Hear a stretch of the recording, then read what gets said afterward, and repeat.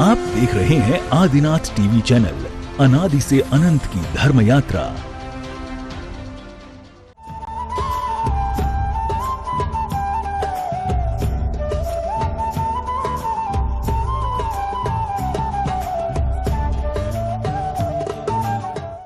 इस कार्यक्रम के पुण्यार्जक हैं श्री कंवरलाल जी महावीर प्रसाद जी, पाटनी, मदनगंज, किशनगढ़, राजस्थान।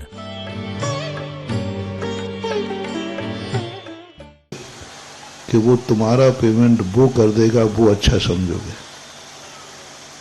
अंदर की बात बताओ, ऊपर से नहीं। मजा आ गया, अपना तो बच गया।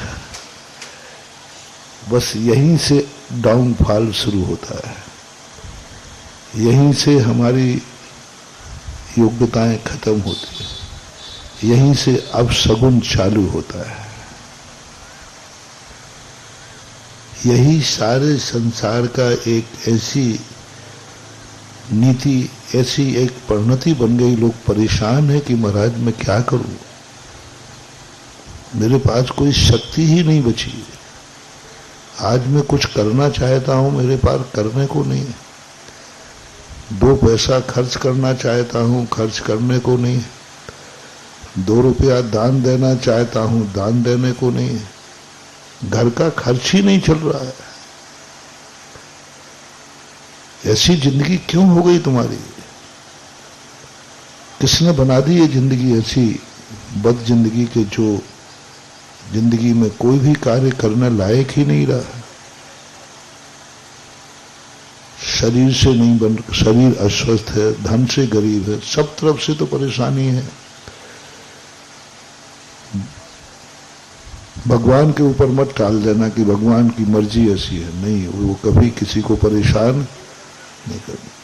तुम्हारी खुद की कहीं ना कहीं तुमने अपनी शक्ति को छुपाया था। पहली बात तो 90% लोग अपनी शक्ति का ज्ञान ही नहीं करते, वे अवचेतन दशा में होते हैं। जिन्हें ज्ञान नहीं होता कि मेरे पास कितनी शक्ति है। इन पेड़ पौधों को ज्ञान नहीं है कि हमारे पास कितनी शक्ति है, हमारी कीमत कितनी है, हमें लोग कितना चाहते हैं, इनको पता नहीं है। हवाओं को पता नहीं है कि हमारे कारण से कितने लोग जिंदा हैं, हमारे में कितनी ताकत है। सारे संसार को जिंदा रखने की ताकत है। हम यदि एक जीव को बचाते हैं, एक जीव को, एक दिन मात्र अकेला मैं एक मछली को बचाता हूं, वह धर्मात्मा बन गया, वह प्रशंसा का पात्र बन गया। हमने एक चींटी को बचाया, वो कहता बहुत दयालु आदमी है। और ये हवाएं देखो कितने रूप को जिंदा रखे हैं। सारा संसार किससे जिंदा है? हवाओं से। पर हवा को कोई पुण्य नहीं लग रहा है। हमें एक चींटी को बचाने में पुण्य लग रहा है, और ये हवा सारे संसार को बचा रही है, तो भी उसको पुण्य लग रहा है, क्योंकि उसको खबर नहीं है, मालूम ही नहीं।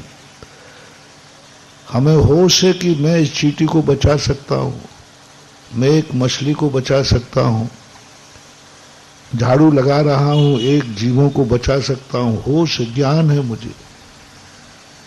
होश पूर्वक यदि तुम्हें ज्ञान है कि मैं इसको बचा सकता हूं, तब बचाओगे तो धर्म है। तुम्हें यही पता नहीं है कि मैं बचा सकता हूं, लोग बच रहे हैं। सारा संसार ऑक्सीजन दे रहा है, लेकिन हवाओं को उसका किंचित पुण्य नहीं लगता, क्योंकि उसको मालूम ही नहीं कि मेरे पास कितनी शक्ति है, पानी में कितनी ताकत है।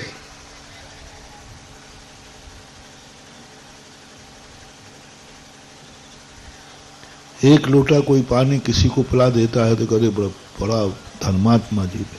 प्याऊ खोल दी धर्मात्मा जी ने, कितने प्यासों की प्यास बुझा दी, कितना धर्मात्मा। और ये पानी सारे जगत की प्यास बुझा रहा है, लेकिन इसको पुण्यबंध नहीं है। क्यों? उसको मालूम ही नहीं कि मैं कितना मूल्यवान हूं। पानी को होश नहीं है कि मेरी ताकत कितनी है, सारा संसार की प्यास बुझाता हूं। मात उसको ज्ञान न होने से उसकी स्थिति ऐसी बन जाती है। मात ज्ञान नहीं होने के कारण कर रहा है, हो ही रहा है, सारा संसार अपनी प्यास बुझा रहा है, उसी पानी को पी के बुझा रहा है,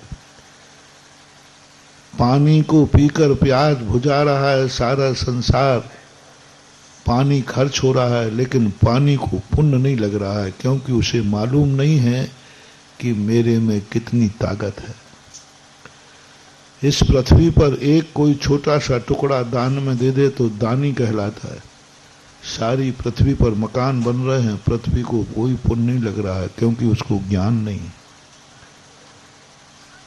अग्नि दीपक में अंधेरा दूर करती है, कोई एक दीपक जला देता है तो कहते दिवाली मना दी। अग्नि सारे संसार का भोजन बना रही है, दीपक जला रही है, लेकिन उसको किंचित मात्र भी पुण्य नहीं लग रहा है, क्योंकि उसको अपनी शक्ति का ज्ञान नहीं है। कितनी औषधियां हैं जो निरोग कर रही हैं वनस्पति में। एक औषधि दान कोई किसी को दे देता है तो बहुत बड़ा औषधि दान माना जाता है, एक छोटा सी दवाई। और ये पेड़ पौधे सारी औषधियां उसी से बन रही हैं, लेकिन इनको औषधि दान का किंचित भी पुण्य नहीं लग रहा है, क्योंकि इनको ज्ञान नहीं है कि मैं औषधि हूं। बहुत बड़ा मोटिवेशन दे रहा हूं महानुभाव। सब कुछ निरोग कर रहा है, सबको ऑक्सीजन दे रही, सबकी प्यास बुझा रही, लेकिन इनको पुण्य नहीं, क्योंकि इनको ज्ञान नहीं है कि मैं कितना मूल्यवान हूं, मेरी शक्ति क्या है। पानी को नहीं ज्ञान है कि मैं प्यास बुझा सकता हूं, वनस्पति को नहीं ज्ञान है कि मैं दवाई हूं। ये अवचेतन दशा कहलाती। कितने जीव हैं दुनिया में जिन्हें अपनी योग्यता मालूम नहीं, इसलिए ये स्थावर हैं, पापी हैं, इनका कभी कल्याण नहीं होगा। उस सीधी पर्याय से डायरेक्ट इनका कल्याण नहीं हो सकता। ये तो मात्र हमने उदाहरण के रूप में दिया। अब आप लोगों के ऊपर घटित करूं कि आपको भी अपनी जिंदगी का मूल्य पता ही नहीं है कि तुम कितने मूल्यवान हो। तुम्हें यही पता नहीं है कि हमारा भारत में जन्म हुआ है, हम कितने पुण्यात्मा। अवचेतन दशा है तुम्हारी। कभी आज तक तुमने कभी सोचा कि मैंने कितना पुण्य किया होगा तो मनुष्य बना। 12 भावना में कहा, दुर्लभ है निगूद से थावर अरु त्रस गति पाना। मैंने सोचा ये क्या बता रहे हैं 12 भावना में, इससे क्या होने वाला है। अरे त्रस गति मिल गई तो मिल गई, नहीं, हम त्रस बनने के बाद यदि हमने उसको दुर्लभ नहीं समझा तो हम पुनः एक इंद्री बन जाएंगे।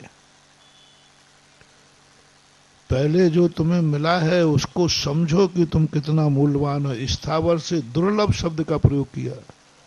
अनादि अनंत काल से व्यक्ति एक इंद्री बनता रहा, और जैसे ही 2 इंद्री बना, जैनाचार्य ने कहा दुर्लभ है, दुर्लभ। जब तक तुम्हारा मूल्यांकन तुम खुद नहीं करोगे, तब तक बाजार में तुम्हारा कोई मूल्य लगाने वाला नहीं हो। पहले देखो तो सही तुम कितने दुर्लभ हो। त्रस गति पाने के बाद फिर देखो कितनी बड़ी चीज है। साधारण जीव नहीं है। अनंत काल से ये जीव निगोद में पड़ा हुआ था, अनंत काल से। एक श्वास में 18 बार जन्मना मरना, क्या उनकी जिंदगी है। जितने में अपन श्वास लेते ना, इतने बार तो 18 बार जन्म गया और 18 बार मर गया। अपन सब वहां से आए और अनंत काल तक रहे। जैसे तैसे कोई कर्म के संयोग बस वहां से निकले। शिवकोटि महाराज ने भगवती आराधना में टीकाकार ने दिया, भड़बूजे के चने के समान। पहले वो भाड़ में चने फोड़े जाते थे ना, भट्टी बनती थी, मटके रखते थे, उनमें रेत डाल दो और चने डाल दो, ऊपर से ढक्कन बंद कर दो, फुड़ फुड़ करके फूटते जाएंगे। कभी वो भड़बूजे वाला उन चनों को पलटने के लिए लकड़ी का टंगरा डालता और उसी समय कोई चना फूटता और बाहर आ जाता। वो आने नहीं देता, वो तो उससे ढक्कन उठाया इसलिए कि मैं उसको पलट दूं, और उसी समय कोई चना फूटा और वो बाहर आ गया। वो चने हैं अपन लोग सब, ऐसे ही निकल के नहीं आए हैं। भड़बूजे के चने के समान कभी उसी समय उसका ढक्कन उठाना हुआ और हमारा मरना हुआ। फूटने का अर्थ उसका ढक्कन उठाना हो रहा था जिस समय हमारे आयु बंद हो गया, हम मरण को प्राप्त हो गए। उसी समय काकतालीय न्याय से ज्यादा चने भड़बूजे में रहते हैं कि बाहर चटके आते हैं? बाहर चटके बिरले आते हैं। उन बिरलों में अपन लोग हैं। सब जितने जीव राशि दिख रही है दुनिया में, ये सब ऐसे ही उचट उचट करके कर्म के वशात निकल के आ गए। अब जैसे तैसे वहां से आकर पेड़ पौधे बने। ये पेड़ पौधे जो बने हैं ना, ये भी कोई कम नहीं है। एक एक यदि पृथ्वी काय में जन्म ले लिया तो एक जीवन 22,000 वर्ष का है। अब पृथ्वी कितने प्रकार की है, मिट्टी कितने प्रकार की है, रेत कितने प्रकार के हैं, पत्थर कितने प्रकार के हैं, सभी में एक एक भाव जन्म लाओ।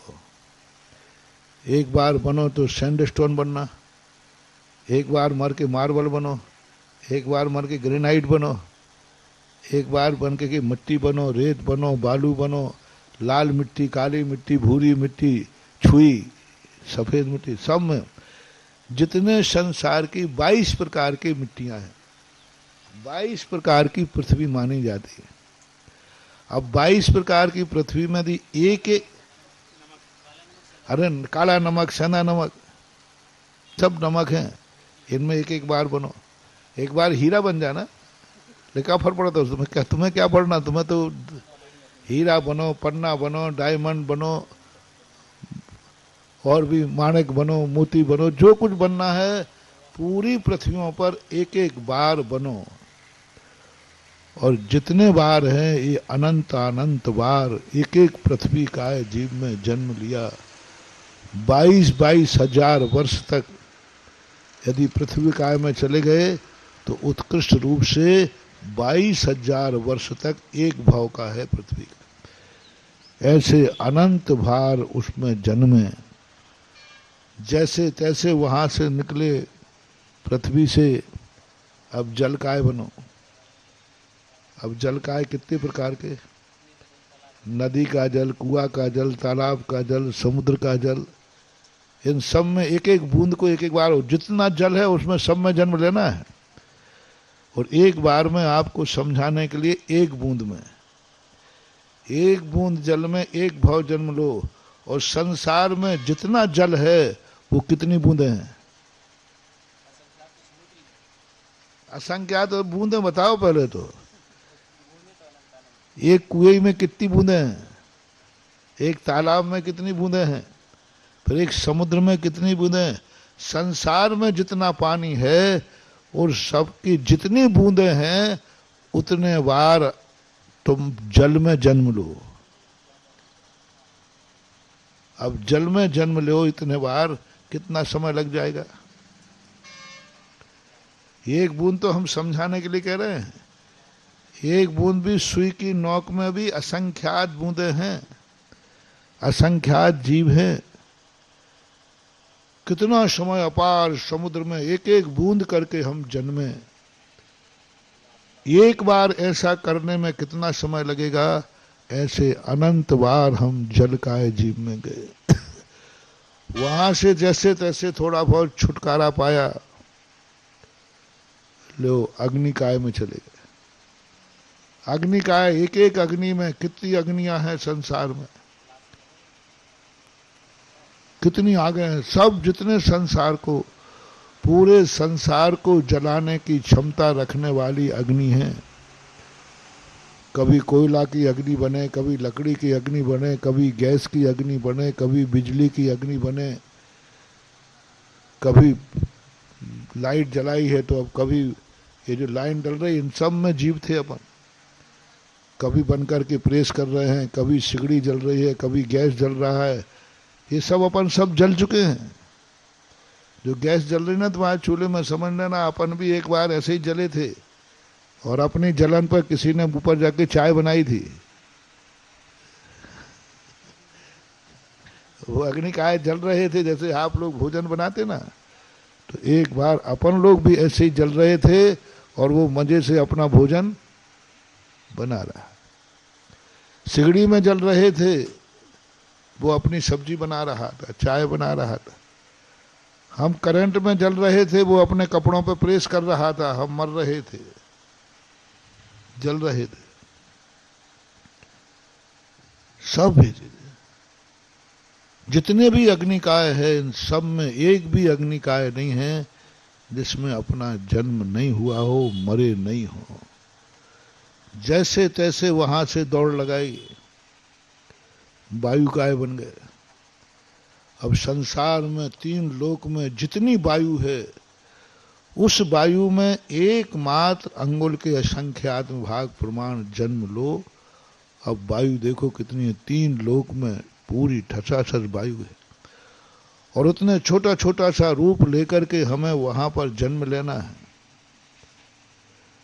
वहां से जब वायु में कितने, यह एक तीर्थ क्षेत्र है।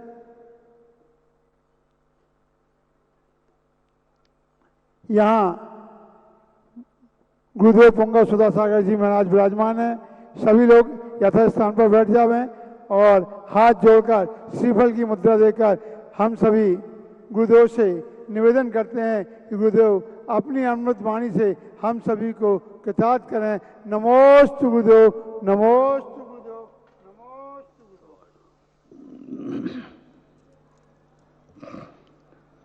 जय श्री ओम नमः सिद्धेभ्यः। जय श्री ओम नमः सिद्धेभ्यः। सर्वमंगल मांगल्यम सर्वकल्याणकारकं प्रधानं सर्वधर्माणां जैनं जयतु शासनं। पंच परमेष्टि भगवान की, आचार्य श्री गुरुवर कुंद कुंद महाराज की, आचार्य श्री गुरुवर विद्यासागर महाराज की।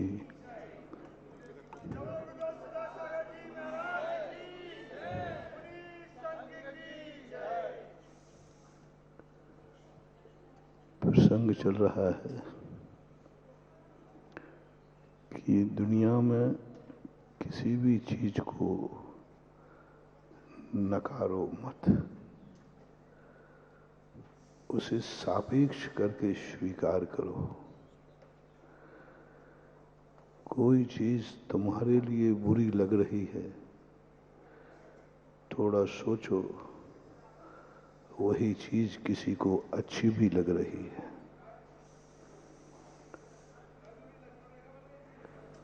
कोई डाकू मारा गया,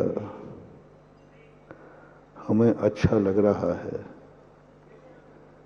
लेकिन उस डाकू की भी कोई माँ थी, उस माँ से पूछो, उसको बहुत बुरा लग रहा है।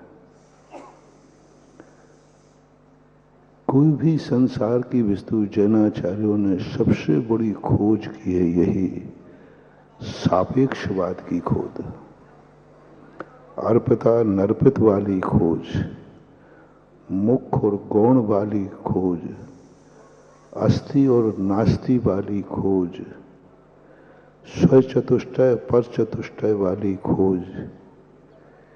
ये खोज मात्र जैन दर्शन की असाधारण खोज है।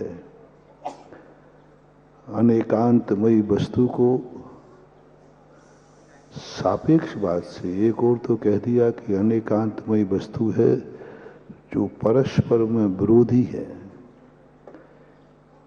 जितने भी गुण होते परस्पर में विरोधी होते, ऐसे विरोधी होते हैं जैसे आंख और कान परस्पर में विरोधी हैं। आंख का काम कभी भी कितना भी प्रयास कर ले, कान कभी उसका काम नहीं करेगा। विरोधी किसे कहते हैं? जो तुम्हारे कभी भी किसी भी अवस्था में काम न आवे, उसका नाम विरोधी है। विरोधी की छोटी सी परिभाषा है। जो कभी भी किसी अपेक्षा से कैसी भी परिस्थिति में काम नहीं आवे, वो विरोधी है। अब इस विरोधी की परिभाषा देखें तो संसार की हर वस्तु पर लग रही। कान और आंख देख लो, तो परस्पर में विरोधी हैं। कभी आंख का काम कान करेगा? आंख ने कहा कि साहब हे कान, थोड़ा मेरी आंख में किरकिरी चली गई है, 2-3 दिन में रेस्ट कर रही हूं, तब तक हे कान तू भी इंद्री है, तेरा भी मालिक वही है, मेरा भी मालिक वही है। कुछ दिन के लिए कान तुम देखने का काम कर देना। कान कहते हैं आकाश के तारे जमीन पे आ सकते हैं, लेकिन कान कभी आंख का काम नहीं कर सकते, क्योंकि आंख कान का काम नहीं कर सकती। कभी कान का पर्दा खराब हो जाए तो कान कहे हे आंख, मेरा पर्दा खराब हो गया है, तू सुनना चालू कर दे, तो आंख कभी सुनने का काम नहीं कर सकती। प्रत्येक इंद्री ऐसी ही है। जब इंद्रियां ऐसी हैं तो सारी दुनिया ही ऐसी है। सारी दुनिया की हर वस्तु, हर गुण, हर परस्पर में विरोधी है। दुनिया बनी विरोध से है। दुनिया बनी ही विरोध से है। बिना विरोध के दुनिया का निर्माण हो ही नहीं सकता। इतनी बड़ी दुनिया बन ही नहीं सकती। अनेकांतमयी वस्तु बिना विरोध के बन नहीं सकती। यदि परस्पर में विरोध नहीं हो तो अनेकांत की सिद्धि नहीं हो। परस्पर में विरोध नहीं हो तो अद्वैतवाद आ जाएगा। जीव और अजीव में कोई अंतर ही नहीं रहेगा। ऐसी व्यवस्था जैन दर्शन ने खोजी कि वस्तु में वस्तुत्व गुण है, जो कभी दूसरे से मिलने नहीं देगा, दूसरे के स्वभाव में ढलने नहीं देगा, दूसरे के काम करने नहीं देगा। दर्शन गुण है, गुणों में देख लो। दर्शन गुण देख सकता है, जान नहीं सकता। ज्ञान गुण जान सकता है, देख नहीं सकता। परस्पर मैंने जब इस पर पूरी सृष्टि को पूज्यवर समंतभद्र महाराज के स्वयंभू स्तोत्र का जब चिंतन करता हूं, चिंतन चल रहा है, और उस चश्मा से जब सारी सृष्टि को देख रहा हूं, तो प्रत्येक वस्तु का कण कण परस्पर में विरोधी है। यदि दुनिया में विरोधी तत्व नहीं हो तो ये दुनिया मिट जाएगी। दुनिया मिट जाएगी, खत्म हो जाएगी, शंकर दोष आ जाएगा, व्यवस्थाएं सब बिगड़ जाएंगी। जैसे कल मैंने कहा था, नियत 1-2 शब्द कहे थे, निर्माण, स्थान निर्माण नाम कर्म और प्रमाण नाम कर्म। यदि आंख एक स्थान पर स्थिर नहीं होती, कहीं भी आंख लग जाती, तो बोलो क्या होता। और सबकी आंखें एक समान नहीं होती। किसी की आंख सामने होती, किसी की आंख साइड में होती, किसी की आंख पीछे होती, किसी की आंख ऊपर होती। तो सोचो फिर रोड की व्यवस्था क्या होती।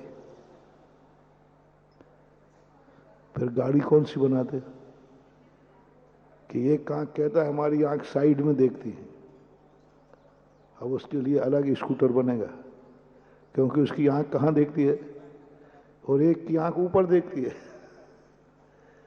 तो व्यवस्था कैसे बनेगी? भाई साहब मुझे कोई गाड़ी बनाओ, बोले कैसे? मुझे ऊपर दिखता है। बन नहीं सकता, व्यवस्था ही नहीं बनती। ना कोई गाड़ी बन पाती, ना कोई रास्ता बन पाता, ना कुछ भी नहीं बन पाती। इसलिए प्रकृति ने कर्म एक बना दिया, स्थान नाम कर्म। आंख सबकी यही होंगी, कान सबके यही होंगे, मुख सबका यही होगा, पूरे शरीर के हाथ पैर सब अंग निश्चित किए, ये चीज इस जाति वालों की यही होगी। मनुष्य की जाति का सबका एक सिस्टम बना दिया, त्रियंच का एक सिस्टम बना दिया, देवताओं का एक सिस्टम बना दिया, सबका एक बना दिया कि हर चीज वही है तो तुम्हारी जिंदगी सही चलेगी, और यदि स्थान बदल गया तो जिंदगी बिगड़ जाएगी। तो जैसे कल अपन ने नियत को समझा था कि नियत होना जरूरी है, प्रमाण होना भी जरूरी है। एक 500 धनुष का हो जाए और एक 3 कांध का हो जाए, व्यवहार कैसे बनेगा? एक नाप दिया गया कि ये थोड़े बहुत 19-20 करके सबकी हाइट बराबर होगी,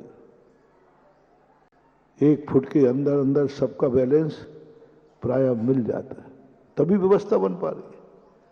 आज 500 धनुष वाले महाराज यहां आ जाएं तो तुम उनको हार ही नहीं दे पाओगे, तुम अंजुली तक नहीं पहुंचवाओगे।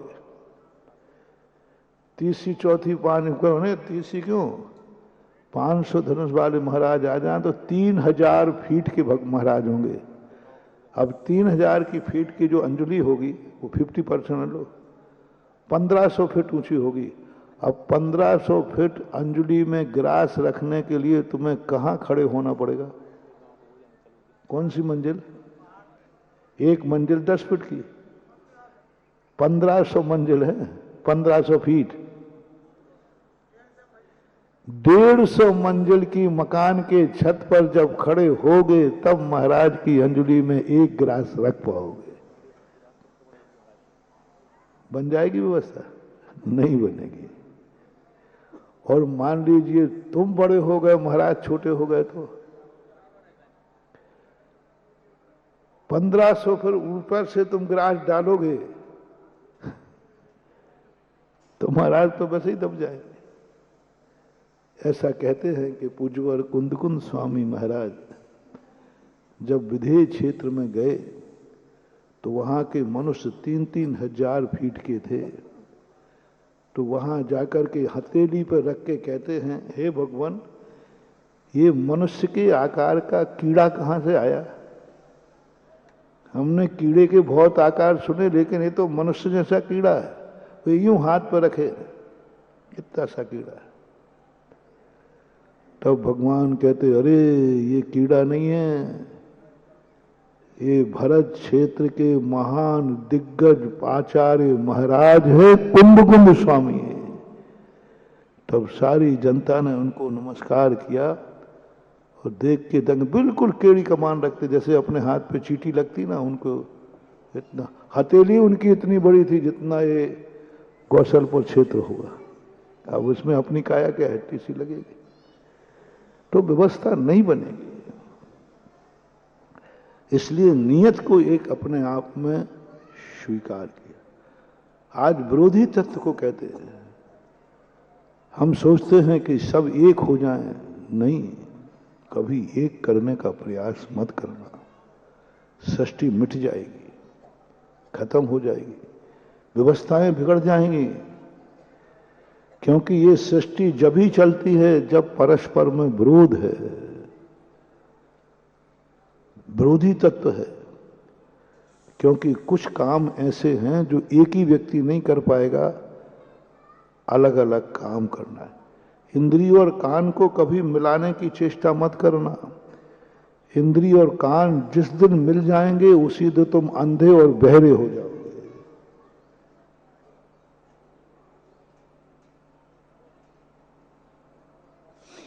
चलते चलते आंखें गायब हो गई और आंखों से पूछा, हमें दिख नहीं रहा। बोले, इस समय मैंने अपना कार्य डिपार्टमेंट कान को सौंप दिया है, अब कान देखने का काम करेंगे, स्कूटर चलाते चलाते धड़ाम से गिर जाओगे। इसलिए कुछ कार्यों में जैन दर्शन ने बहुत बड़ा सोच दिया। कई बार जैन दर्शन के दार्शनिक दृष्टिकोण से जब सोचता हूं तो आनंद उछलता है। ऐसे आनंद का ज्वार आता है जैसे समुद्र में सुनामी लहर आ रही हो। ऐसे ही कई बार रात्रि में चिंतन करते करते उछलने लग जाता हो, अंदर ही अंदर एक आनंद की अनुभूति। क्या गजब की खोज कर डाली। उनका नहीं, विरोधी को समाप्त करने की चेष्टा मत करो, उसके विरोधी गुण को नष्ट मत करो, उसका विरोधी गुण जीवित रखो।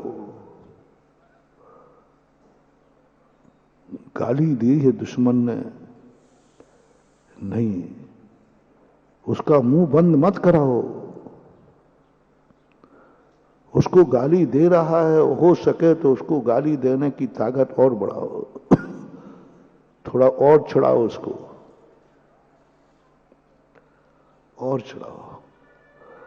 जितने विरोधी तत्व तुम्हारे सामने आए, तुम कभी उनकी निंदा मत करना। ये विरोधी खत्म हो जाए, ये विरोध खत्म हो जाए, नहीं सोचना। क्योंकि सृष्टि का स्वरूप है, परस्पर विरोधी तत्वों से एक वस्तु बनती है। अनेकांत की परिभाषा ही पूज्यवर समंतभद्र महाराज ने बनाई। परस्पर विरोधी मिलकर के जब एक वस्तु को इकट्ठे होते हैं तो एक वस्तु का निर्माण होता है, बिना उसके हो ही नहीं सकता। लेकिन अनेकांत की आनंद जब ही है, इन समस्त विरोधियों का आनंद, समस्त विरोधी का आनंद। जल और अग्नि दोनों विरोधी हैं और हमें इन दोनों का आनंद लेना है, क्योंकि हमारे लिए दोनों काम के हैं। जल और अग्नि परस्पर में विरोधी है कि नहीं? उनका विरोध समाप्त करो। अग्नि क्या है? ज्वलनशील, उष्ण है, और जल क्या है? शीतल। अब इनका अपन माला फेरे है, भगवान अग्नि और जल एक हो जाए, इनका विरोध खत्म हो जाए। उपद्रव मत कर लेना। यदि अग्नि जल बन गई सारी, तो इस दुनिया में लाइट का क्या होगा, माइक का क्या होगा, रोटी का क्या होगा? और सारी जल भी अग्नि बन गया तो प्यास कैसे हो जाओगे? अपन तो बर्बाद हो जाएंगे। अग्नि और जल में परस्पर में विरोध बना रहे, हमेशा ये विरोधी बने रहें, तो बेटा तुम्हारा काम चलता रहेगा। तुमने दोनों को एक किया नहीं कि तुम्हारी खुद की बर्बादी हो जाएगी। अग्नि और जल को एक करने का प्रयास नहीं करना, कभी भावना में नहीं आना, बल्कि ये फिरो, हे भगवान अग्नि कभी ठंडी नहीं हो जाए और जल कभी, ये विरोध बना रहना, जीवित रखना है विरोध को। हालांकि अपने करने से कुछ नहीं होता। प्रकृति का जो मैंने चिंतन किया समंतभद्र महाराज की आंखों से, उनके सोच से, तो उन्होंने कहा कि नहीं, जितने परस्पर में विरोध हैं यही तुम्हारे लिए कार्यकारी है, क्योंकि तुम्हारे लिए अग्नि भी उतनी मूल्यवान है जितना जल मूल्यवान है। हमें तो दोनों चाहिए, हमें दोनों चाहिए। दोनों परस्पर में विरोध है इसलिए चाहिए, नहीं तो हमारी दुनिया बर्बाद हो जाएगी। इसलिए अनेकांत धर्म की एक ऐसी व्यवस्था बनाई। अर्हनाथ भगवान की स्तुति करते हुए तो गजब कर दिया पूजन। अनेकांतोपदृष्टिता, अनेकांतोपनेकांता प्रमाण नय साधना, अनेकांतो प्रमाणांते तदेकांतोर पितारण्यात। इसके पहले एक और कहा, अनेकांतात्म दृष्टित सी सतो सूर्यान सुभिन्नता, ऐसा कुछ आया है। अनेकांत दृष्टि तुम्हारी जो है, यह तुम्हारे लिए बहुत कल्याणकारी है। भावना भाव के संसार में हर व्यक्ति, हर वस्तु, हर गुण परस्पर में विरोधी बने रहे। वनस्पतियां सारी विरोधी बनी रहें। यदि सारी वनस्पतियां नीम आम हो जाए और आम नीम हो जाए और सब एक हो जाए, तो सारी सब्जियों के गुण एक हो जाए, स्वभाव एक हो जाए, तो फिर तुम्हारा मजा क्या आएगा? तुम्हें भोजन में कम मजा आता है जब अलग अलग स्वाद वाली वस्तु हैं, तभी तो चाटते हो चटनी को। सभी सब्जियां यदि नींबू बन जाएं तो, और सभी सब्जियां यदि लौकी बन जाएं तो नहीं। हे भगवान, जितनी वैरायटियां हैं इनमें दो चार और नई बन जाएं। इसलिए आजकल देखो ग्राफ्टेड नई चीजें पैदा कर रहा है, उनके मांग बहुत है। परस्पर दो विरोधियों को मिलाकर नया प्रोडक्ट कर देते हैं, उसकी मांग बहुत है। उसका एक अलग आनंद है। चाइना क्या कर रहा है? नाना प्रकार की वस्तुएं मिला करके नया प्रोडक्शन दे देता है, तुम उसके लिए टूट पड़ते हो। इसलिए आज दूसरा तत्व नियतवाद के बाद समझो विरोधी तत्व। जो विरोधी तत्व है इस सृष्टि का सौंदर्य है। ये सृष्टि जो अच्छी लग रही है सब विरोधी तत्व से लग रही। नाना प्रकार के फूल खिलते हैं वो बगिया अच्छी है कि एक ही प्रकार के फूल खिलते वो बगिया अच्छी है? नाना प्रकार। सारा शरीर एक कलर का हो जाए वो ठीक है कि थोड़े कलर अलग रहे तो ठीक है? बाल काले ही अच्छे, काला रंग अच्छा नहीं होता है। काला रंग अच्छा नहीं होता ना। तो चलो हम एक मंत्र बताते हैं, शरीर में कोई भी अंग काला नहीं रहेगा, बाल भी नहीं। अरे महाराज जी गड़बड़ बंद करना आप, हम तो काले के लिए खिजाब लगाते हैं। काला रंग कितना अच्छा है। उस काले रंग के लिए लोग सफेद बुढ़े 80 साल के भी खिजाब लगा रहे हैं। बोले महाराज हो रहे हैं क्या बुरा है? लेकिन परस्पर विरोधी इस संसार का पहले चिंतन करो। एक मत, जितना भेद कर सको, जितना विरोध डाल सको, असाधारण लक्षण बनाओ। हर चीज का सामान्य लक्षण नहीं। असाधारण लक्षण को हम सामान्य लक्षण में इतने समता भावी मत बनो। सामान्य लक्षण से सृष्टि नहीं चलेगी। सामान्य लक्षण से सुख नहीं मिलेगा।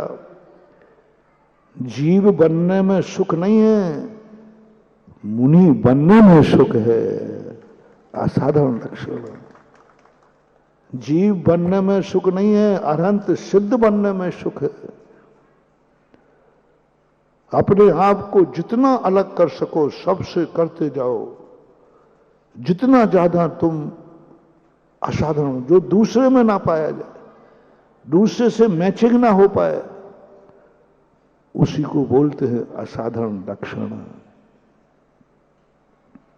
तुम सामान्य में मिल जाओगे, मैं द्रव्य हूं, आनंद नहीं आएगा।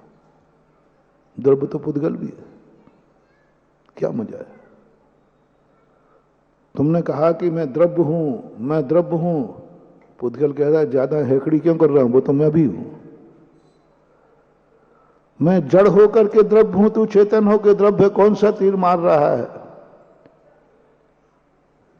तुरंत उन्होंने कहा कि नहीं, जैनाचार्य कहते तो हमें पुद्गल नहीं थिंगा दिखा दिया। पुद्गल हमारे पास प्रभावी बैठ गया।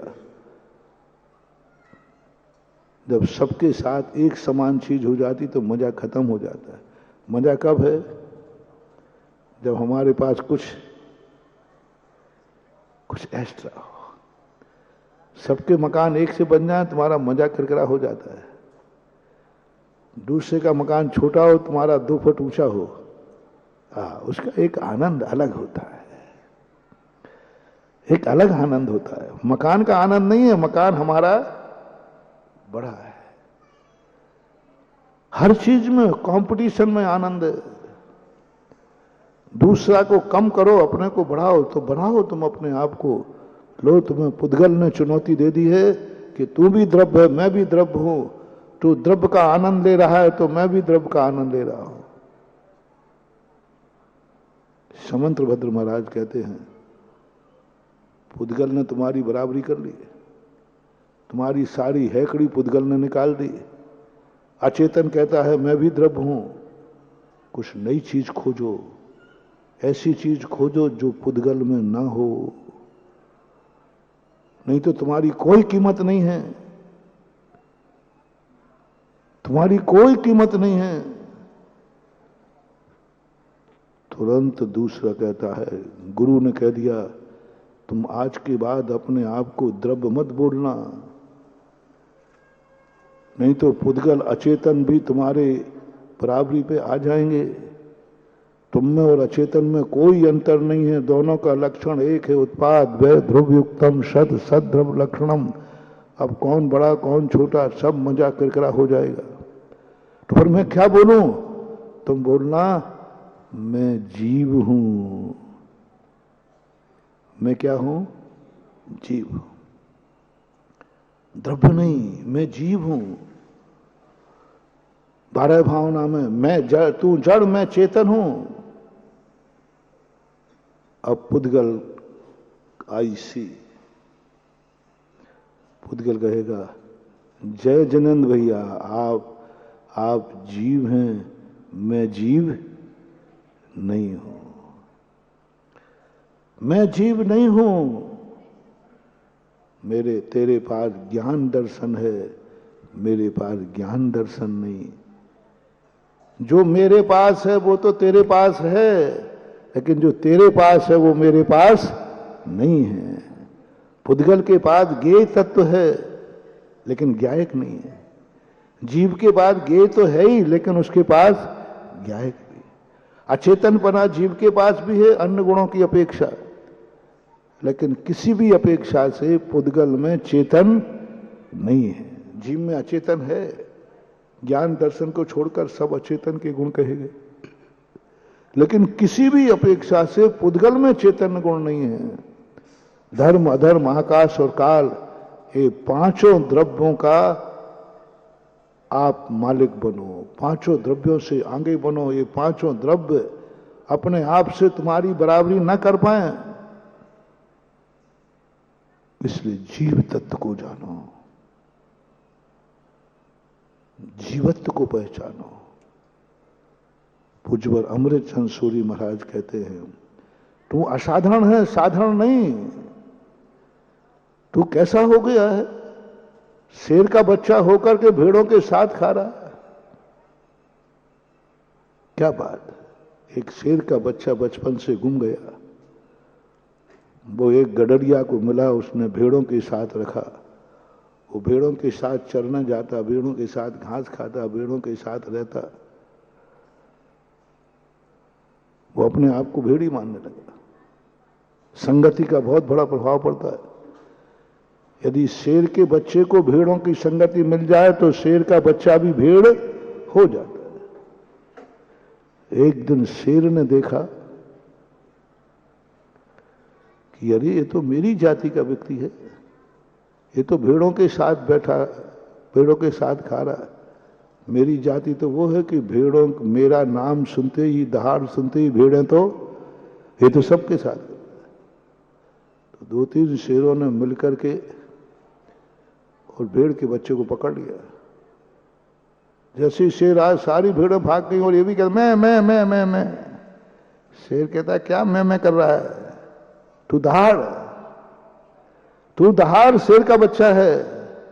उसको दहाड़ना आता ही नहीं। उसने कहा नहीं, हमारा परिवार तो यही है, सब कुछ हमारे यही है, सब कुछ।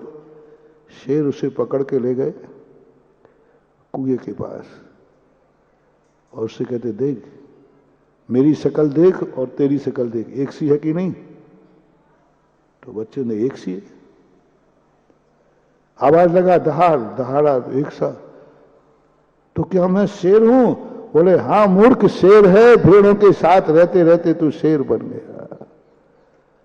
हम साधु लोग भी तुम शेरों को भेड़ों के साथ देखता हूं तो पकड़ पकड़ करके तुम्हें फिर दर्पण दिखाता हूं और शेर बनाता हूं। गुरु क्या कर रहा है?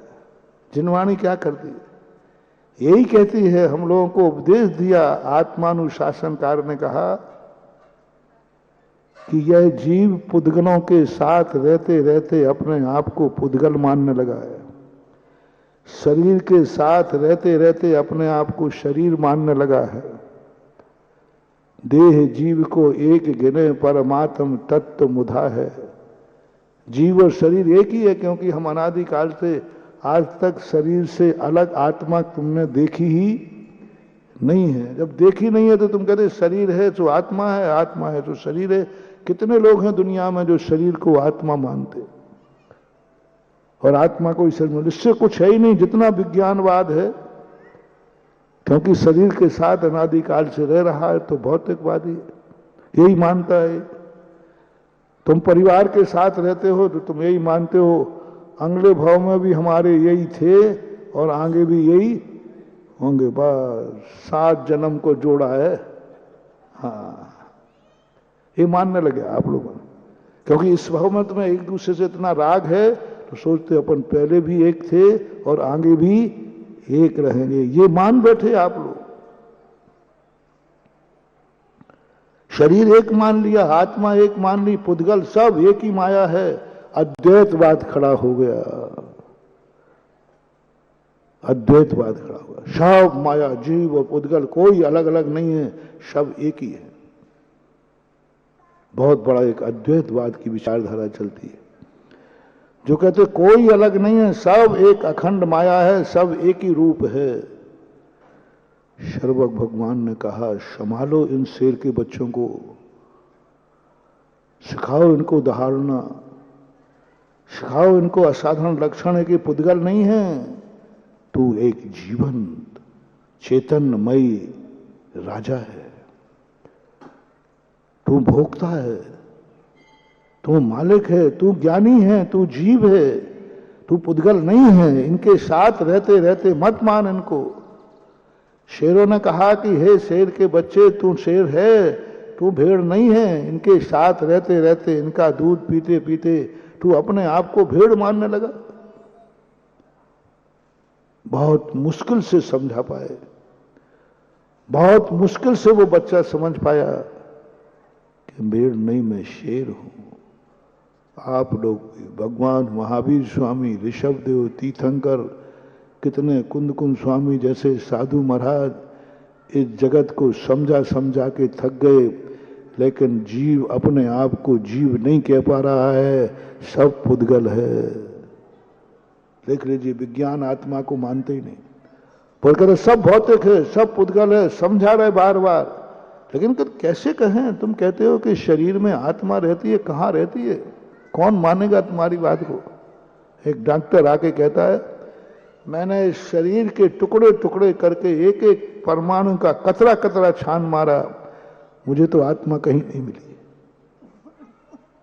बताओ भैया कहाँ मिली? और हम लोग शास्त्रों में चिल्ला रहे हैं, कह रहे हैं आत्मा, शरीर के अंदर चेतन भगवान आत्मा बैठा हुआ है, अनंत ज्ञान घन स्वरूपी आत्मा बैठा हुआ है। डॉक्टर हंसता है, बोले देखो ये पागल बना रहे, देखो ये पागल बना रहे, मेरे से ज्यादा क्या जानते। मैंने पूरे शरीर को चीड़ फाड़ के देख लिया, ना कहीं वो भगवान निकला, ना आत्मा निकली, ना कोई जीव निकला। और ये बाबा लोग, एक साधु संत लोग दुनिया को बुद्धू बनाते। आज का विज्ञान यही कह रहा है कि ये धर्म साथ साधु संत सबको बुद्धू बना रहे हैं। कोई आत्मा महात्मा कुछ नहीं है, सब पुद्गल है। इस शरीर में हाड़ है, मांस है, चमड़ी है, पुद्गल, बस इसके अलावा कुछ नहीं है। और वो गलत नहीं बोल रहा, उन्होंने पूरा MRI करके दिखा दी, एक्सरे उतार के दिखा, सब करके दिखा दिया। आत्मा कभी आई ही नहीं फोटो में, वो मानेंगे कैसे? अब हम कहते हैं डॉक्टर से कि नहीं, शरीर के अंदर आत्मा, भगवान आत्मा बैठा है, भगवान शिव स्वरूप बैठा हुआ है। कौन मानेगा? कानों सुनी सही कि आंखों देखी सही? सब व्यक्ति आंखों से देख रहे हैं, पूरा शरीर देख रहे हैं। आजकल बताते हैं कि पूरे शरीर के अंदर सोनोग्राफी यार कुछ होती है ना, तुम पूरा देखते रहो, अपना खुद का ऑपरेशन तुम देखते रहो। पूरे शरीर का एक एक अंग दिखा दिया। पूछो अपने महाराज से कहां है भगवान आत्मा, लो पूरा दिखा दिया। बुद्धू बना रहे हो बाबा जी आप, बहुत कठिन, नहीं मानना। महावीर स्वामी जैसे थक गए, हम आत्मस्वरूप हैं, आश्चर्य है, हम आत्मा स्वयं है, हम अपने आप को स्वीकार नहीं कर रहे। हम जीव हैं, हम स्वयं को जीव स्वीकार नहीं कर रहे। हम कल भी थे और कल भी रहेंगे, हम स्वीकार नहीं कर रहे। कल थे हमें पता नहीं है, कल रहेंगे हमें खबर नहीं है, हम तो वर्तमान में हैं। इससे ज्यादा और अंधेर क्या होगा?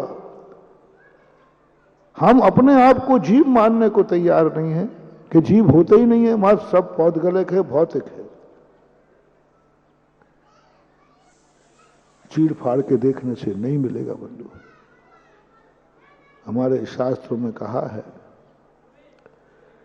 तिल मध्य यथा तैलम दुग्ध मध्य यथा घृतम पाषाणेषु यथा हेमो देह मध्य यथा शिवम। पाषाणेषु तिल मध्य यथा तैलम।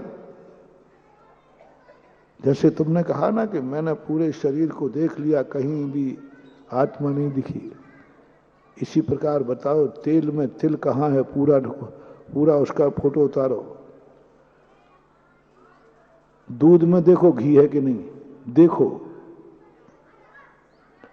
एक एक बूंद करके देखना, एक एक सुई करके ऐसी बूंद निकालना, घी तो नहीं जा रहा। घी आज तक कोई व्यक्ति दूध में घी दिखा देवे तो जाने,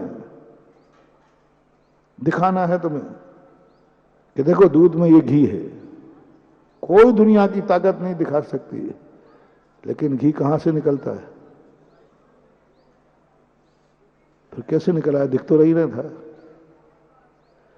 दूध में घी आज तक कोई दिखा नहीं पाया, पर लेकिन जब भी घी निकला तो किससे निकला? दूध से। में कहां था? फिर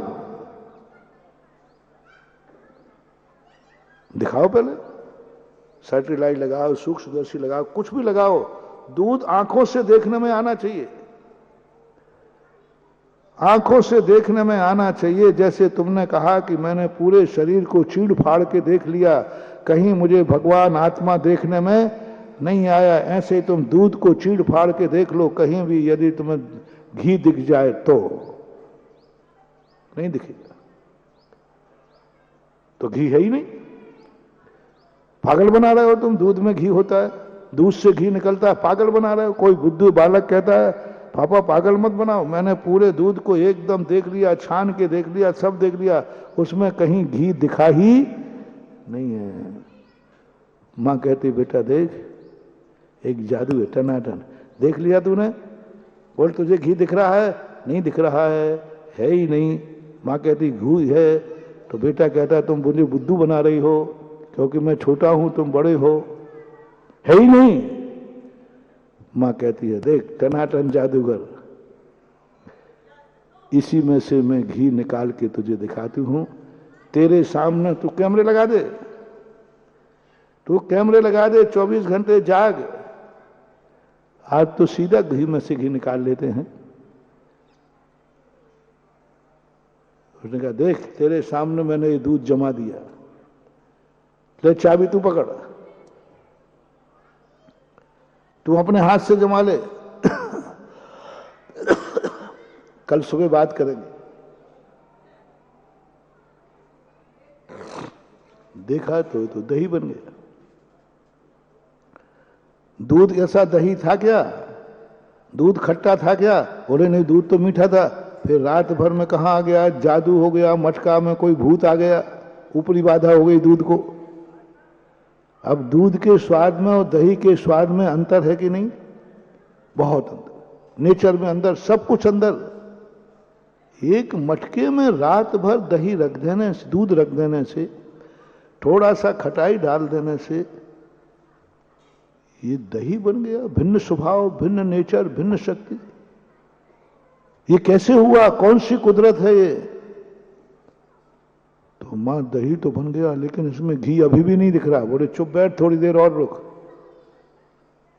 और जैसे ही मथानी उठाई और दही को जैसे ही मथा, ऊपर नवनीत तैरने लगा और नवनीत को अग्नि में रखा और बोले घी देख ले, तेरे ही पास है, तेरे ही सामने किया है कि नहीं?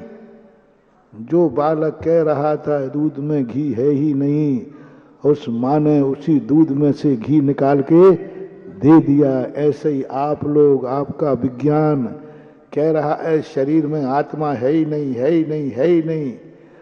और योगी जन अपनी साधना करके इसी आत्मा का आनंद ले रहे हैं और आनंद को समझ रहे हैं। आंखों से मत देखो सूक्ष्म पदार्थों को। आंखों से देखोगे तो तुम कहोगे शरीर आत्मा एक है, दूध है, घी नाम की कोई चीज नहीं, और घी सामने आ गया, बोलो कहां से आया घी? बालक कहता हूं मां समझ में नहीं आ रहा है कि मैंने दूध को अच्छी तरह देख लिया था, उसमें तो घी कहीं दिखा नहीं, और आपने भी मेरे सामने घी निकाल के दी। आप लोग इन आंखों से शरीर के अंदर देखोगे, भगवान आत्मा नहीं दिखेगा, लेकिन योगी प्रतिदिन ध्यान में, सामायिक में उस परम आत्मा का आनंद लेते हैं, उसमें डूब जाते हैं। समझ में नहीं आती सबको। बहुत मुश्किल से महावीर स्वामी तीर्थंकर हमें समझाते हैं कि तुम असाधारण बनो, तुम नया प्रोडक्शन करो, कुछ नई खोज करो, नहीं तो तुम भेड़ के बच्चे बन करके रह जाओगे, भेड़ के बच्चे बन के रह जाओगे, सामान्य ग्रस्त बन के रह जाओगे, बस एक बाप के बेटा बन के रह जाओगे। बाप बन गए तो बाप बन के रह जाओगे, पति बन के रह जाओगे, सब वो तो सारी दुनिया की मैचिंग अभी बता रहा हूं, असाधारण लक्षण। मैं जीव हूं, आवाज आना चाहिए अंदर से, मैं जीव हूं, पुद्गल द्रव्य नहीं हूं, ये छोड़ देना। द्रव्य कहते ही 5 द्रव्य दावेदार हो जाएंगे। मैं जीव हूं, 5 द्रव्य जो विरोधी थे वो ऐसी, जो विरोधी बन गए वो विरोधी तो बनेंगे, अभी तक विरोधी नहीं थे वो तुम्हारे, क्योंकि तुम भी द्रव्य थे, वो भी द्रव्य थे, सब भाईचारा था। जैसे ही तुमने कहा कि मैं जीव हूं, तैसे ही तुम्हारे 5 द्रव्य तुम्हारे विरोध में खड़े हो जाएंगे और तुम्हारे विरोधी बन जाएंगे। तुम अकेले पड़े, बस अकेले। विरोधियों की संख्या 5 और तुम अकेले हो। इसलिए तो कहते महाराज विरोध मत लो, सब में मिलके चलो, आप ही नहीं माना तो सबसे मिलके चलो। काय को अपने आप को जीव कह रहे थे? जीव कहते थे, 5 विरोधी तैयार हो गए। भाई एंटी ग्रुप का मानने लगा, अरे ये तो जीव है, ये तो पुद्गल अपना द्रव्य नहीं है, ये तो जीव है, एंटी ग्रुप है, एंटी ग्रुप है। विरोधी हो गए 5। अकेले तुमने अकेला हुए तो 5 विरोधी खड़े होंगे। अब बोलो 5 विरोधी खड़े करना ठीक है या उन 5 में से मैचिंग करके मिले रहना ठीक है? मिले रहो, द्रव्य हो तुम, वो भी द्रव्य है, वो भी द्रव्य, कभी कल्याण नहीं होना। अरे 5 विरोधी हो जाए तो हो जाने दो, हमारी कुछ नई पहचान होना चाहिए, जो मैं अलग हूं, मेरी कुछ पहचान है। और तुम्हारी पहचान विरोधी बनाए बिना होगी नहीं महानुभाव। दुनिया में यदि तुम्हें अपनी पहचान बनाना है तो विरोधी तैयार करो। जितने विरोधी होंगे तुम उतने ही ज्यादा चमकोगे। 5 द्रव्य विरोधी बना लिए। महावीर स्वामी जी का भगवान 5 विरोधी हो गए, बोले बस अब मजा आएगा, अब तेरी चमक आएगी, अब तू दुनिया में चमकेगा, अब तेरा असाधारण लक्षण होगा। और जब लक्षण खोजा जाएगा 6 द्रव्यों में, तो तेरे में ज्ञान दर्शन पाया जाएगा, और इनमें ज्ञान दर्शन नहीं पाया जाएगा। तू चैतन्य नाम से जाना जाएगा, ये जड़ नाम से जाने जाएंगे, तेरी कीमत बढ़ जाएगी। उन विरोधियों से तेरी कीमत बढ़ेगी, तेरी कीमत बढ़ेगी। तेरे पास असाधारण शक्ति, ज्ञान, दर्शन, कुछ नहीं बिगाड़ पाएंगे ये तेरे, क्योंकि इनके पास ज्ञेय तत्व है, ज्ञायक बना नहीं। ये तेरी सीमाएं नहीं नाप पाएंगे, ये तेरे को कभी भी मुट्ठी में नहीं बांध पाएंगे, ये कभी भी तेरे को काबू में नहीं ले पाएंगे, क्योंकि 1000 चींटियां आ जाएं लेकिन किसी हाथी को उठा के नहीं ले जा। विरोधी होने दो, तुम तो ये देखो कि विरोधी बस 2 शक्ति हैं महानुभाव। एक आशीर्वाद तुम्हें देना चाहता हूं कि मैं एक मंत्र दे रहा हूं जिसमें तुम्हारे कोई विरोधी नहीं होंगे, कोई विरोधी नहीं होगा, लेकिन बस तुम्हारा विकास नहीं होगा, क्योंकि सबसे मैचिंग करके चलो, विकास नहीं होगा। तुम जहां हो वहीं रहोगे, दुनिया जहां है वहीं रहोगी, कुछ भी विकास नहीं होगा। बस एक मंत्र है अपने यहां जो सबसे मिला के चलो, जो जैसा सब में है वैसे उससे अपने आगे कुछ भी मत सोचो, कुछ भी नहीं करा, लेकिन विकास नहीं होगा। दूसरा आशीर्वाद है कि विरोधी तो तैयार होंगे, लेकिन विरोधी तुम्हारा बाल बांका नहीं कर पाएगा। इन दोनों से कौन सा आशीर्वाद चाहिए? एक तो विरोधी ऐसा आशीर्वाद दे रहा हूं जिसमें कोई विरोधी नहीं होगा, कोई विरोधी, दुनिया का कोई पुद्गल भी नहीं, जीव भी नहीं, धर्म अधर्म आकार, कोई विरोधी नहीं। हम तुम्हें ऐसा नेचर बता देंगे, कोई तुम्हारे विरोध में खड़ा नहीं होगा, सब तुम्हें अपने ही मानेंगे, लेकिन तुम्हारा विकास नहीं होगा। और दूसरी तत्व जो जनवाणी कहती है, विकास करना है, बोलो विकास करना है कि जहां हो वहीं रहना है। बोलते नहीं हो? गौसलपुर की पहाड़ी जहां है वहीं रखना है कि कुछ विकास करना है? हाँ, ठीक है, ठीक है। हम बेटा ऐसा सैंपल रखेंगे कि तुम्हें मेरा हाँ कहना ही पड़ेगा। और यदि तुम्हें मैचिंग करना है, विरोध नहीं चाहते हो, तो दुनिया जैसी है वैसी ही रहने दो, जमीन जैसी है वैसी रहने दो, जिंदगी जैसी है वैसी चलने दो, ज्यादा विकास विकास के चक्कर में मत पड़ो। हम किसी से बुराई मोल नहीं लेंगे, हम सबसे मिलके चलेंगे, सबसे मिलके चलेंगे, मैचिंग करेंगे जिससे किसी को बुरा नहीं लगे, ठीक है? विकास नहीं होगा। तो बोलो, सबसे मैचिंग करना ठीक है कि विकास करना ठीक है? विकास करोगे विरोधी होंगे। विकास करते ही तुम्हारा जैसे ही विकास हुआ नहीं और जलने वाले आग लगी नहीं, तुम जैसे ही बढ़ोगे जलने वाले तो नियम से जलेंगे। तुम स्कूल में पास हो गए तो फेल वाला जलेगा, तुम्हारा मकान बड़ा बन गया तो पड़ोसी जलेगा, तुम अच्छी रोटी खाओगे वो देखकर, और यदि तुम सबके समान ही सब सड़क पे रहते हैं, तुम भी फुटपाथ पे रहते तो किसी को जलन होती क्या? सब बराबर फुटपाथ। वे रूखी खा रहे तुम भी रूखी खाते, वे भी भीख मांग रहे तुम भी भीख मांगते। जो सबसे छोटा व्यक्ति है, विरोधी है, उससे मैचिंग करो तुम। सबसे गरीब दुखी जिससे उसको कभी ईर्ष्या नहीं हो। ईर्ष्या करने वालों को तो हम मिटा नहीं पाएंगे, बस तुमसे कह सकते हैं तुम ऐसा काम मत करना जिससे दूसरों को ईर्ष्या हो। ये पॉइंट तुम्हें दे रहा हूं। तुम ऐसा कोई काम मत करना आज से जिससे दूसरों को ईर्ष्या ना हो।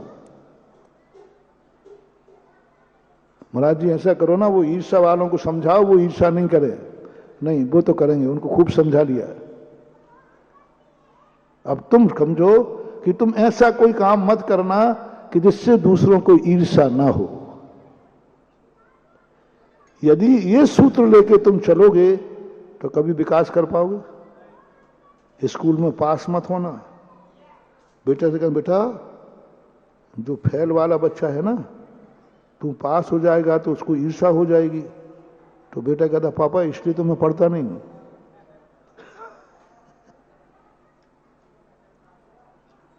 क्योंकि मैंने पढ़ा और मैं पास हुआ और फेल होने वाले को ईर्ष्या गया। अब उस ईर्ष्या के डर से कि उसको ईर्षा ना हो जाए, तो हमने पढ़ाई बंद कर दी। समझदारी, समझदारी किसमें है? 100 बार दुनिया जले तो जले, मुझे तो पास, ये विकासवाद का सूत्र है। और वो विरोधी बन गया, दुश्मन बन गया। वो तू पास हुआ है, मैं तुझे फेल करके रहूंगा, बद्दुआएं दे रहा है, देने दो मान हुआ। दुनिया जलेगी, दुनिया विरोध करेगी, दुनिया ईर्षा में जाएगी, तो अपनी पढ़ाई कभी छोड़ मत देना, क्योंकि दुनिया जले तो जले, अपने विकास को नहीं छोड़ना। तुम्हारा मकान बनाओगे तो गरीब झोपड़ी वाले जलेंगे, बद्दुआ देंगे, इसलिए तुम भी जाके फुटपाथ पे रहो, उन्हीं की बाजू में चद्दर बिछाओ, कोई नहीं जलेगा। अरे 100 बार जले तो जले, मैं तो अपना मकान बना के रहूंगा। यदि तुमने थोड़ा सा धन कमाया तो गरीब जलेंगे, इसलिए गरीब बने रहो। तुमने कुछ अच्छा खाया तो जिनको खाना नहीं मिल रहा है, सूखी बहुत जलेंगे, तो तुम अच्छा खाना छोड़ दो। बोलो गरीब लोग, छोटे लोग जले नहीं, इसलिए तुमने आगे विकास करना छोड़ दिया। ये विनाश है या विकास है? समझदारी है। विनाश, अविवेक नहीं। नीति कहती है दुनिया जले तो जले, यदि हम अपना विकास कर सकते हैं तो हमें विकास करना चाहिए, विकास करना चाहिए। हमें जीव कहने पर 5 द्रव्य हमारे विरोधी हो जाएंगे। जैसे मैंने जीव कहा नहीं, और 5 द्रव्य हमारे विरोध में प्रस्तुत हो जाएंगे, एंटी हो जाएंगे। मैं तुम्हारी जाति का नहीं, मैं अजीब हूं, तुम जीव हो। और बहुमत किसका रहेगा? जीव का कि अजीब का? अजीब का बहुमत। बहुमत अजीब का है। अजीब ने कहा तू मेरी जाति का नहीं, तू जीव है, मैं अजीब हूं। अब बोलो, जीव कहने मात्र से 5 द्रव्यों से पंगा मोल लेना, 5 से पंगा मोल लेना, ये समझदारी है क्या? महावीर स्वामी कहते हैं, इसलिए तो कह रहा हूं, अपने आप को जीव कहना भेड़ों का काम नहीं है, शेरों का काम है। जो ये बुलंदी कहेगा, अरे 500 नहीं, 5 नहीं, 500 विरोधी आ जाए तो मैं वह शेर हूं जो मेरा कोई बाल बाका नहीं कर सकता। मैं कहूंगा मैं जीव हूं, मैं जीव हूं, मैं जीव हूं। कितने बार कहूं मैं जीव हूं, मैं जीव हूं? अरे विरोधी हो जाए। अब बस हमने तुम्हें बहुत पानी पे चढ़ा दिया बेटा, ध्यान रखना।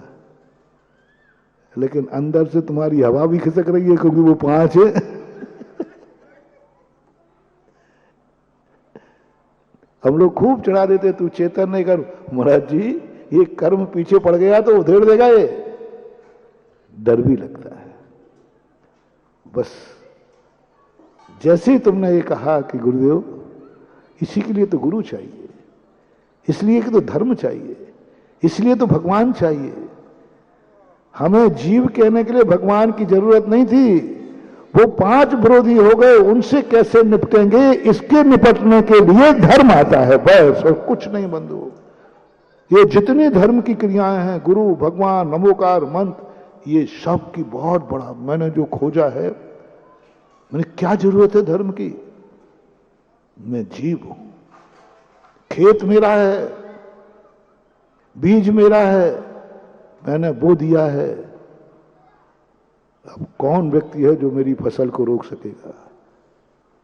अहंकार मत रहना। अच्छा खेत, अच्छा बीज जब लहलहाता है तो कोई भी उजाड़ सकता है। अब बीज बोना, खेत पाना सरल नहीं है, उसकी सुरक्षा करना कठिन है। अब महाराज आपने विरोध तो करा दिया। अनादिकाल से हम अपने आप को अचेतन मान रहे थे, जड़ मान रहे थे, शरीर और देह एक ही है, सब अलग अलग नहीं है। तो हमारी जिंदगी अच्छी तरह चल रही थी। जब से आपने पाठशाला में पढ़ाया, आपने पहला भाग पढ़ाया कि नहीं तू द्रव्य नहीं, तू जीव है, तू जीव है, तू जीव है, तू जीव है। बोलो कौन है? जीव है। धीरे बोल, विरोधी सुन लेगा। बहिष्कार है तेरा, जीव कहते ही बहिष्कार है। 6 में से 5 वोट विरोध में जाएंगे, तुम अकेले पड़ जाओगे, अकेले पड़ जाओगे। हिम्मत जुटाओ, अकेले पड़ जाओगे और 5 मिलकर तेरा बहिष्कार करेंगे, तुझे टॉर्चर करेंगे, तुझे जितना दुख दे सकेंगे उतना दुख देने का प्रयास करेंगे। मैं बिल्कुल सीधी सीधी कह रहा हूं। मैं कभी भी नहीं कहता हूं कि धर्म करने से तुम्हें सुख मिलेगा। मैं तो कहता हूं कि जितने तुम धर्मात्मा बनोगे, संसार के सबसे ज्यादा संकट तुम्हारे ऊपर आएंगे, जैसे हमारे ऊपर, जैसे रामचंद्र जी के ऊपर। और बनो धर्मात्मा। पिक्चर में देखा, संकट में हीरो रहता है कि खलनायक? अब देख लो, तुम्हें खलनायक बनना है कि हीरो? अपन तो कहना सीधा है, जैसे ही तुमने अपने आप को जीव कहा, 5 विरोधी तुम्हारी ऐसी दशा करेंगे, ऐसी दुर्दशा करेंगे सब तरफ से। बस अब यहां तुम्हें धर्म चाहिए, यहां तुम्हें भगवान चाहिए कि विरोधी हो। विरोधी तो होंगे, लेकिन गुरु किस लिए चाहिए? बस नमोकार, बस भगवान, अभाव मंदराओ।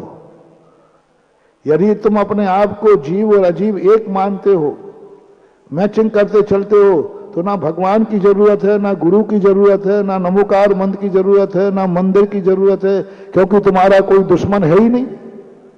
तुम तो सबसे मैचिंग करके चल रहे हो। तुम्हारी तो सबसे मैचिंग है।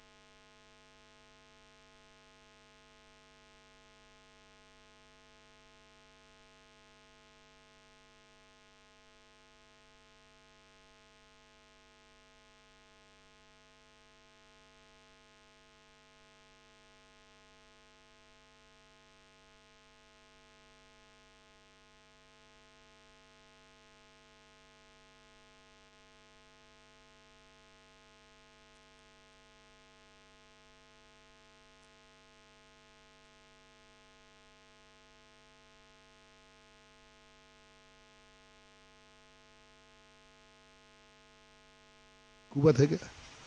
और ये हंगामा हो जाएगा, बार सब चल जाएंगे, पता नहीं क्या क्या हो जाएगा। वो पांचाली चाहिए, वो पांचाली चाहिए जिसकी कुवत से बाहर भी कार्य दिया तो भी उसने यही कहा, गुरु कभी कुवत से ज्यादा नहीं दे सकते। गुरु ने कहा है, बात सवाल है किसने कहा है बता दो। गुरु ने कहा है, बस खत्म बात।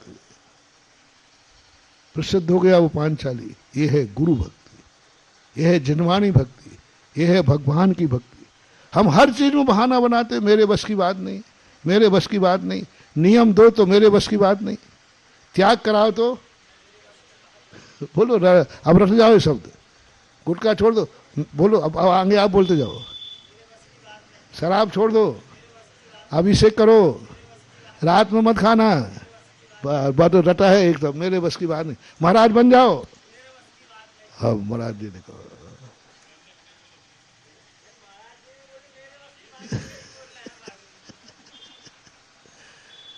और यही शब्द अपनी जिंदगी का महानुभाव बहुत खतरनाक शब्द है। बस मैं यही शब्द कहना चाहूंगा, जो तुम्हारे गार्जियन हो, पूज्य जितने पुरुष हो, माँ बाप से लेकर के भगवान तक, एक शब्द आज का त्याग करना है। इनकी तरफ से जो भी उपदेश होगा, जो भी आदेश होगा, हम कभी ये नहीं कहेंगे कि हमारे बस की बात नहीं है, हम उसको भार नहीं मानेंगे। फिर देखो तुम्हारे अंदर ऐसी शक्ति जागेगी, ऐसी शक्ति जागेगी। बस ये नहीं बोलना, मेरे अनुभव की बात बता रहा हूं, समय तो हो गया वैसे फिर भी बताता हूं। जैसे अभी हमने कहा कि बचैया वाले रे, या तो मंदिर बनाओ जल्दी, नहीं तो सब मुनि बन जाओ। तो सब महाराज जी, ये दोनों ही हमारे बस की बात नहीं, बस तुम कभी समर्थ हो ही नहीं सकते, कभी नहीं। महाराज बनने की भी कहे तो देखो, मैं बहुत छोटे की बात याद आ गई, सुना दो। बहुत छोटे की बात, पता नहीं कितना छोटा था ये भी मुझे पता नहीं, पर बात याद है अभी भी, होगा 5-7 साल का रहोगा। महाराजों की आदत क्या है, बच्चों को देखकर क्यों महाराज बनेगा क्या? ये महाराजों की आदत, बूढ़े ठेढ़े महाराज होते थे ना, वे सब महाराज बनेगा। उनने मेरे से कहते महाराज बनेगा। अब मैंने कहा मैं क्या करूं, इनको इतनी अकल नहीं है, कितनी अवस्था में पूछ रहे, ये छोटी सी अवस्था में पूछ रहा है कि तू बड़ा होकर महाराज बनेगा क्या? पहले अच्छा लगा, मैंने कहा अच्छा महाराज ने प्रश्न कर दिया, और प्रश्न पूछा बनेगा क्या। देखो सुनो महानुभाव, बहुत बड़ा मोटिवेशन दे रहा हूं। तुरंत आत्मा ने कहा, किसने कहा है, उस समय की बात कर रहा हूं, उस छोटी अवस्था की बात कर रहा हूं। महाराज ने कहा है, ये मत बोलना ना मेरे बस की बात। ओहो, निकल सकता था, बच्चा था, सीधा कह देता मेरे बस की बात नहीं, मुझे नहीं बनना है। उस समय देखो, वो मैं आज ध्यान देता हूं, आज मैं मुनि व्रत जब पालता हूं, कोई कठिनाई आती है और वो सहजता से निकल जाता हूं, तो मैं उसका चिंतन करता हूं, क्या निकला मेरे मुंह से। तुरंत मन ने कहा मना मत कर देना, क्योंकि कौन कह रहा है, गुरु कह रहा है, गुरु शक्ति से बाहर बोल ही नहीं सकता। तुरंत कहा, तुरंत मुझे जी जी, और तुरंत क्या दौड़ लगे, सुनना अब ये तो हुआ समर्पण, अब बचकाना देखना, जब तुम जैसा बड़ा बन जाओ, बूढ़ा बन जाऊंगा, तब वो भाग गया। हाँ भी कह दिया और अपना बचाव जी, पहले तो निकला जी, और फिर क्या कहा, जब मैं तुम जैसा बूढ़ा हो जाऊंगा तो बन जाऊंगा, और भाग गया। अब दोबारा नहीं सुनना अपन उनकी बात। आज वो शब्द आता है कि देखो उनके मुख से क्यों निकला और मेरे मुख से जी क्यों निकला। क्या उस समय शक्ति थी, क्या कोई फ्यूचर था, क्या कोई जानता था, कुछ नहीं पता था। लेकिन होनहार बिरवान के होत चीकने पार, जिनका भविष्य जैसा होता है उसकी शुरुआत बहुत पहले से हो जाती है। अपने आप सीधा निकल सकता था ना, लेकिन नहीं निकला जी, देख लीजिए। इसलिए कभी भी भार नहीं मानना। गुरु आदेश, जिनवाणी का उपदेश, कभी भी कैसा भी हो भार नहीं मानना। बस ये कहना शक्ति तो है लेकिन मेरा प्रमाद है, मेरी कमजोरी है कि मैं इस कार्य को कर सकता हूं लेकिन करने का मन नहीं हो रहा है। एक तो हो गया कि नहीं, कर सकता हूं, भार नहीं लगा, लेकिन करने का मन नहीं हो रहा हो। ऐसी यदि अपनी वृत्ति बन जाए और नहीं बनती है तो फिर कर्म कैसेट ले लेता है। वो कहता है भैया महाराज जी कितने में नहीं माना ये? मैंने कहा 1 लाख रुपया की बात कही थी, नहीं माना? नहीं माना। अब सुनो, 1 मिनट में सुन के खत्म कर रहा हूं। कितने रुपया में कहा था?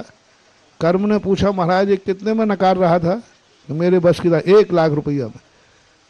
तो कर्म कहता बाबा जी इसी से 1 करोड़ निकलो। अरे मैंने कहा नहीं निकाल पाएगा, देखो वो गरीब वो मना करा रहे बाबा जी तुम जानते नहीं हो। निकलवा दिया। अब कर्म के हाथ में कैसेट पहुंचने पर कर्म तो निर्दयी है बाबू। कर्म वो कैसेट पता नहीं किसी आतंकवादी को दे देगा, कर्म पता नहीं कौन सा कर्म ला देगा और कहां लाके पटक देगा, जहां कहेगा कि अब इस मुसीबत से जब ही निकलोगे जब 1 करोड़ रुपया लगेगा कैसेट कर्म के पास। इसलिए मैं भक्तों से कहना चाहता हूं अपनी कैसेट कर्म के पास न पहुंच जाए उसके पहले ही निपटा लो। महाराज मेरे बस की बात है, मेरा सौभाग्य है, अवभाग्य है कि बचैया में मंदिर बन रहा है, हम बना रहे हैं, बनाएंगे। भार मत मानना, ये मत बोलना कि मेरे बस की बात नहीं है। एक शब्द का त्याग करो, मंदिर बन जाएगा, फटाफट बनेगा, पक्का है। पर तुम एक नियम लेना है बचैया वालों को, ये मत बोलना कि मेरे बस की बात नहीं है।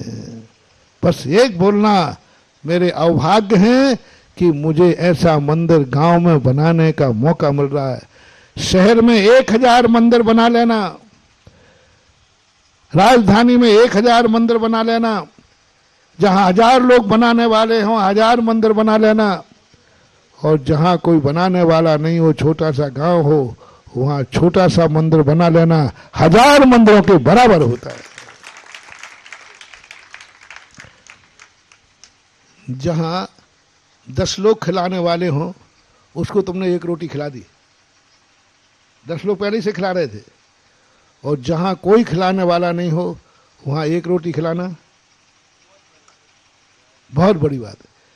इसलिए ये मत समझो कि बचैया का मंदिर छोटा बन रहा है। बचैया का मंदिर बन रहा है, बहुत मूल्यवान है। क्यों? यहां कोई बनाने वाला नहीं, वहां बनाना। बड़ी समाज बड़ा मंदिर बना रहे तो कोई बात नहीं है, छोटी समाज यदि बना ले तो ये कटनी और जबलपुर से भी बहुत बड़ी चीज है। वहां तो हजारों लोग एक से एक पड़े हुए हैं। कोई बड़ी समाज में कोई बड़ा मंदिर बन रहा है, कोई बड़ी बात नहीं है। कटनी में बड़ा मंदिर बन गया, कोई बड़ी बात नहीं है, वो तो बड़े आदमी हैं, वहां सब लोग बड़े हैं। लेकिन बचैया का मंदिर बनना, छोटी समाज में, छोटे गांव में मंदिर बनाना, रे महानुभाव तुम कोई साधारण काम नहीं कर रहे हो, तुम असाधारण काम कर रहे हो। इतनी छोटी समाज में इतना पाषाण का मंदिर बनाने का भाव हुआ, बस बन जाएगा। पर तुम एक बार त्याग कर देना, कभी ये मत बोलना कि मेरे बस की बात, ये मत बोलना कि महाराज भार कह गए, अब क्या करें, महाराज के पीछे पड़ गए, गलत नंबर डायल कर लिया। महाराज को बचैया लाते नहीं तो अपने ठाकुर जी जैसे बैठे थे, ये मत बोलना, नहीं तो आज जिस लायक हो उस लायक भी नहीं रहोगे। ये बोलना कि नहीं पांचाली बन जाओ, गुरु ने कहा है तो मैं समर्थ हूं, क्योंकि गुरु कभी समर्थ की बात के बाहर जाते ही नहीं है, क्योंकि वो मेरे गुरु है।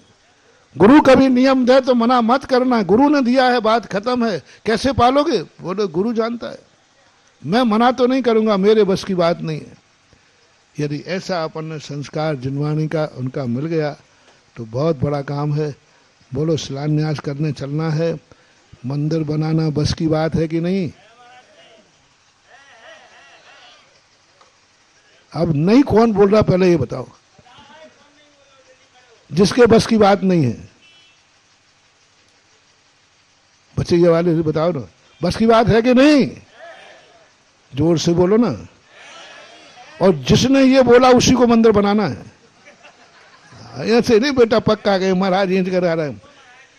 जिसने कहा, देखो दो बातें, तुमने कहा कि हमारे बस की बात नहीं है, तो पक्का है बचैया में मंदिर नहीं बनाएंगे। जो खर्चा लग गया है वो हम दिलवा देंगे। हमारे अभी बहुत भक्त बैठे, अभी आ जाएगा। अब 30 लाख लग गया, अब मिल जाएगा। चलो, बस एक शब्द बोलना है, हमारे बस की बात